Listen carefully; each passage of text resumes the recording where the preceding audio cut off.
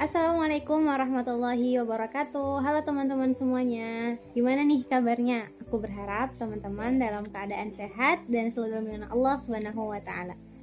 Teman-teman, tahu nggak sih di era sekarang gitu kan, di era digitalisasi teknologi yang berkembang sangat pesat gitu kan.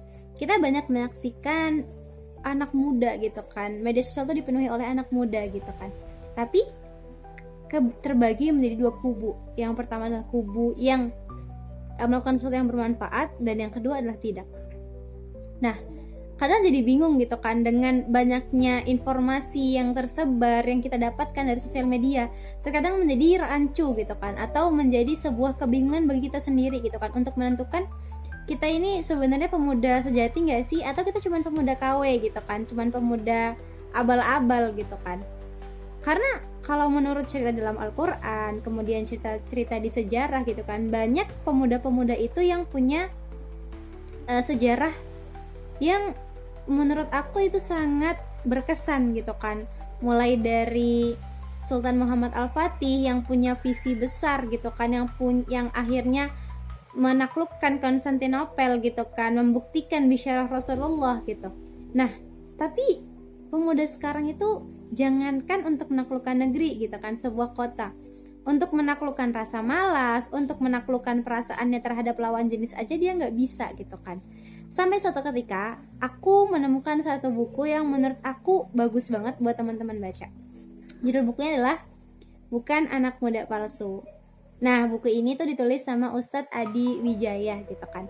Buku ini tuh sangat bagus, jadi mengungkapkan ciri-ciri atau klasifikasi kriteria-kriteria yang ketika kita melakukan itu, maka kita baru bisa dikatakan sebagai anak muda sejati. Nah, apa aja sih ciri-ciri tersebut? Ayo coba kita bahas bareng-bareng. Jadi teman-teman, yang pertama itu adalah seorang anak muda sejati itu harusnya punya visi. Kenapa? Kalau tanpa visi teman-teman, bayangin deh, kita nggak akan hidup kita nggak akan terarah, hidup kita akan terombang-ambing gitu kan, seperti air yang mengalir gitu. Jadi kalau misalnya ada pepatah yang mengatakan bahwa hiduplah seperti air yang mengalir gitu kan, aku nggak sepenuhnya setuju sih, karena menurut aku hidup itu harus punya pegangan, harus punya rencana, harus punya sebuah goals yang harus kita capai gitu kan. Jadi kalau misal kita ngikutin arus air gitu kan, mau ke jurang, mau ke hulu, ke hilir gitu kan, kita ngikut aja tanpa rencana gitu kan. Tapi seorang pemuda sejati harusnya dia punya rencana, dia punya visi besar gitu. Karena teman-teman, seperti yang udah aku bilang tadi di awal gitu kan, seorang pemuda itu seharusnya punya visi yang sangat besar, grand vision gitu kan. Contohnya seperti Muhammad Al-Fatih yang punya visi yang menaklukkan Konstantinopel gitu kan. Kemudian Sultan Salahuddin Al-Ayyubi yang bercita-cita untuk membebaskan Palestina dari penjajahan gitu kan. Nah, itu kan sebuah grand vision yang menurut aku sangat wow gitu kan, dipikirkan oleh seorang anak muda gitu. Nah, kemudian di sini disebutkan bahwa kalau nggak punya visi itu kita seperti orang mati gitu kan. Kita akan terombang-ambing tanpa tahu arah tujuan gitu. Kita akan hidup seenaknya aja. Padahal yang kita tahu, hidup di dunia ini adalah untuk beribadah gitu kan, sebagaimana yang Allah bilang dalam surah Adz-Dzariyat ayat 56. Nah, ketika kita nggak punya visi, kita nggak punya tujuan gitu kan, maka hidup kita akan terasa hampa, hidup kita akan terasa ya seolah kayak hidup segan mati tak mau, atau kebaliknya ya gitu. Maksudnya intinya kayak dia tuh udah nggak ngapa-ngapain di dunia, maunya mati aja. Tapi kalaupun mati, emang bisa langsung tenang? Kan enggak, pasti ada pertanggungjawaban, ada hisab yang harus dilakukan gitu kan, sebagai seorang manusia yang udah Allah kasih akal untuk berpikir gitu kan. Di sini juga dibilang bahwa dalam menentukan visi kita harus menentukan juga apakah Allah ridho gitu kan dengan apa yang kita cita-citakan, apa yang kita visikan tersebut gitu. Karena teman-teman, sebagai seorang muslim, apapun yang kita lakukan itu harus selalu kembali kepada Allah. Misal kita mau melakukan suatu kegiatan, balik lagi, Allah ridho gak sih sama kita gitu, atau malah Allah nggak suka kayak gini gitu kan. Jadi kita harus balik lagi, Allah intinya parameter kita adalah Allah ridho atau enggak gitu kan. Karena tugas kita kan beribadah gitu kan teman-teman. Jadi namanya beribadah itu nggak cuma sholat, puasa, zakat, tapi juga menghadirkan Allah dalam setiap urusan kita, dalam setiap kegiatan kita, termasuk membentuk atau merancang visi kita tersebut. Jadi apapun yang kita cita-citakan itu harus selalu disandarkan pada ridhonya Allah. Dan cita-cita ini, visi ini bisa dibagi gitu kan. Ada visi akhirat dan visi dunia gitu kan. Pun visi dunianya itu harus sesuai dengan syariat-syariat. Jangan sampai visinya menyalahi syariat Allah. Contohnya misal pengen punya restoran besar gitu kan. Nah, berarti restorannya itu harus dibangun dari hal atau dari rezeki yang halal, jangan sampai dari minjem bank, dari riba dan sebagainya gitu kan. Nah, karena sejatinya teman-teman, kita sebagai seorang pemuda gitu kan ya, menurut aku kita tuh di masa yang performanya kuat gitu kan, di masa energinya masih full gitu kan. Harusnya kita itu bisa untuk semangat untuk berambisi, mempunyai grand vision, visi yang besar. Agar apa? Agar peradaban ini lebih baik lagi gitu. Kita jangan mau terpaku pada keadaan atau zona nyaman sekarang gitu. Keluar dari zona nyaman gitu kan. Karena kita di masa kita tuh masa-masa yang butuh tantangan gitu kan, suka dengan tantangan gitu kan. Jadi memang sebagai seorang anak muda kita harus punya visi. Karena teman-teman, kalau orang yang punya visi itu bakal terarah, hidupnya itu bakal lain dari yang lain gitu. Jadi memang sepenting itu ya teman-teman, sepenting itu untuk kita memiliki visi gitu. Itulah salah satu ciri pertama atau kriteria pertama untuk kita dikatakan sebagai seorang pemuda sejati. Di ciri yang kedua adalah anak muda itu harus beraksi. Setelah punya visi, setelah sebelumnya kita punya visi, kita merancang sebuah visi gitu kan. Nah, kita harus beraksi gitu. Karena visi tanpa aksi itu sama aja bohong gitu kan. Karena kalau visi tanpa aksi ya udah sama aja, cuman visi tanpa aksi, tanpa usaha kita untuk merealisasikannya gitu kan. Karena kalau visi tanpa aksi ya sama aja palsu gitu kan, sama aja bohong, sama aja nggak bisa menjadi sebuah ledakan atau menjadi sebuah bahasanya itu menjadi sebuah hal yang luar biasa gitu kan. Jadi kita harus beraksi secara keras, cerdas, dan ikhlas. Keras itu maksudnya apa? Kita harus berusaha sekuat tenaga kita, sesuai kemampuan kita, sampai di titik penghabisan. Kalau aku pernah baca satu buku, itu ada kata-kata gini. Jangan dulu bicara takdir sebelum usaha, ikhtiar, dan doa kita maksimalkan gitu. Jadi jangan dulu bicara, aku gak bakal bisa nyampe ini. Tapi usaha aja belum, ikhtiar aja belum, doa juga belum gitu kan. Jadi coba maksimalkan. Kalau memang pun belum dapat terrealisasikan sekarang, insya Allah bakal ada waktunya kok. Tenang aja, oke? Dan kemudian kerja cerdas. Jangan sampai karena kita tuh terlalu berusaha, kita sampai lupa untuk membuat perencanaan, membuat plan, kemudian membuat bahasanya itu membuat sebuah plan lah ya, perencanaan gitu kan. Agar kalau misal di satu visi ini gak bisa, kita beralih kepada cara yang lain gitu kan. Jangan sampai kita terpaku pada satu hal, ngejar tanpa perencanaan yang matang. Dan yang ketiga adalah kerja ikhlas.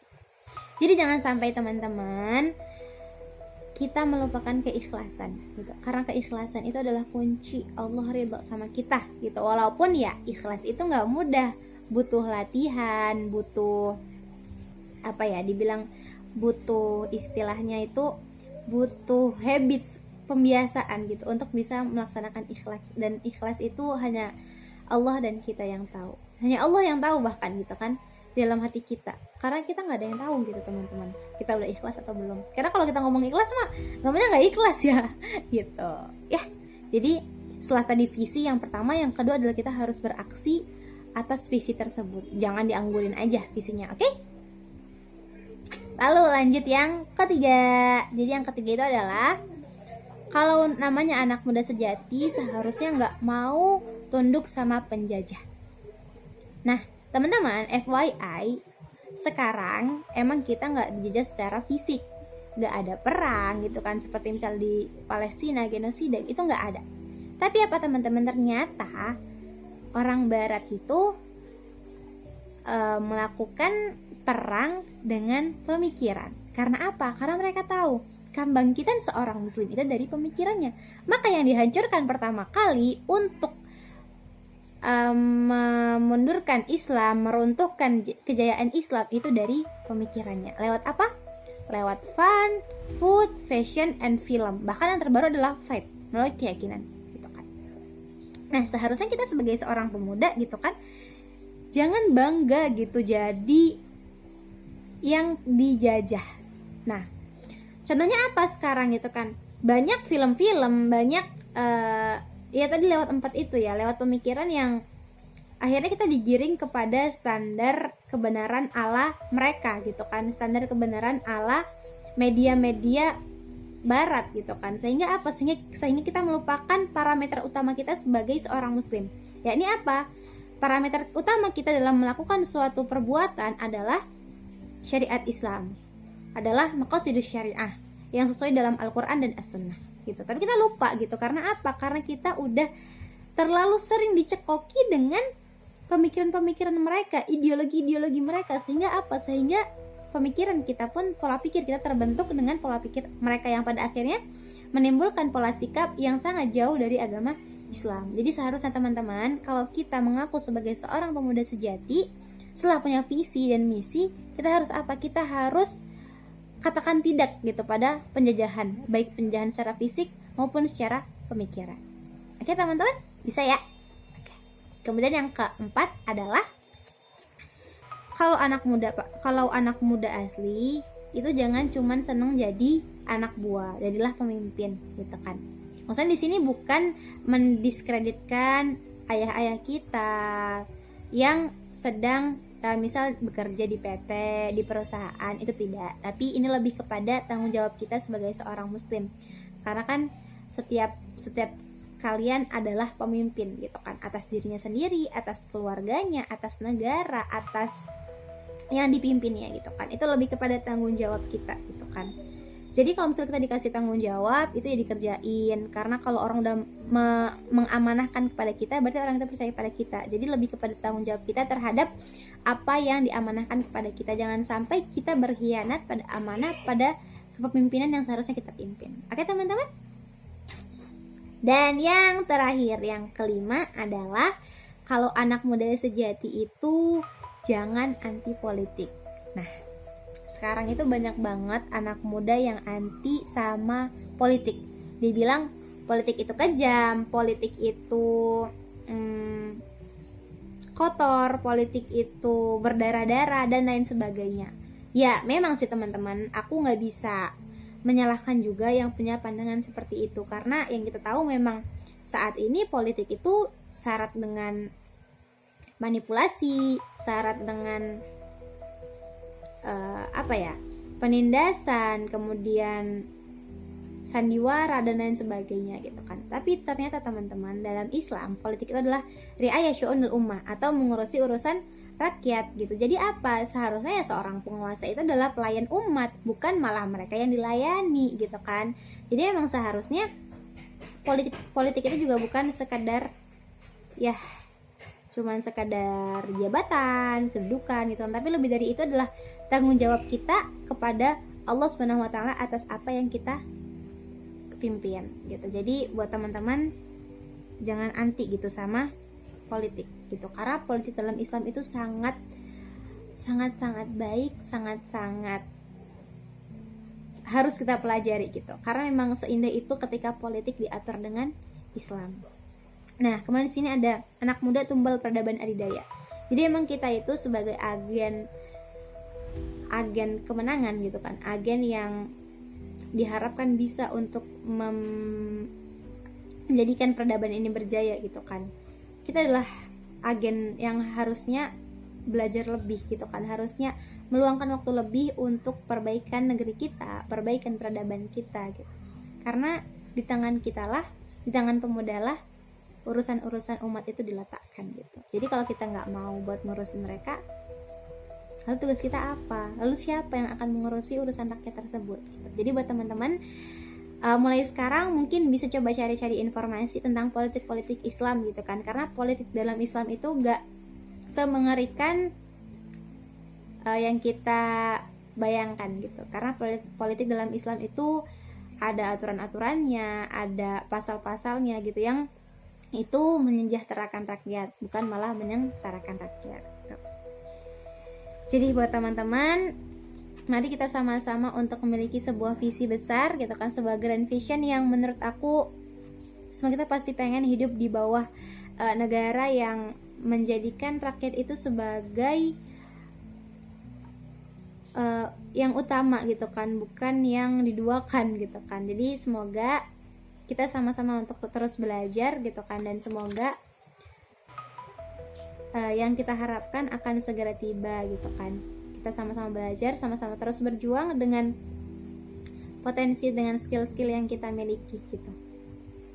Karena Islam, karena umat, butuh kalian teman-teman, butuh para agen yang akan membawa Islam kepada kejayaan seperti dahulu kala. Jadi mungkin dan ya aku berharap kita bisa untuk tetap semangat gitu kan, meskipun ya namanya perjuangan gak ada yang mudah gitu kan, tapi aku berharap teman-teman gak pernah putus harapan, karena Allah itu akan memberikan pertolongan di saat yang tepat teman-teman. Ya, tetap semangat ya. Oke, mungkin cukup sekian yang dapat aku sampaikan pada kali ini.